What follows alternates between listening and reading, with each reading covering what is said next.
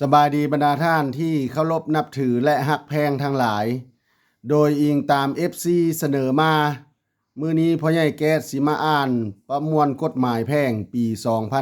2018 มาตรา326ขอบเขตการปลูกสร้างเรือนหรือการปลูกต้นไม้บุคคลใด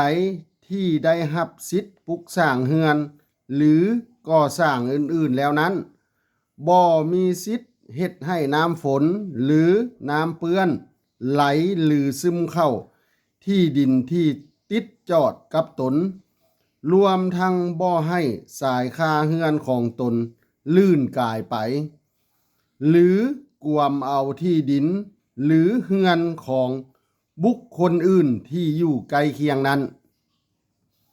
สำหรับการปลูกต้นไม้กินมาก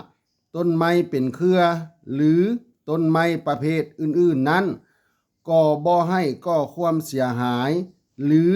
สร้างผลกระทบต่อเจ้าของเรือนที่อยู่ใกล้เคียงหรือกีดขวางการสัญจรไปมาถ้าถึกใจให้กดไลค์กดแชร์กดติดตามพ่อใหญ่แก๊สเด้อถ้าอยากให้พ่อใหญ่แก๊สอ่านกฎหมายหยังมาตราใดให้คอมเมนต์มาเด้อขอขอบใจ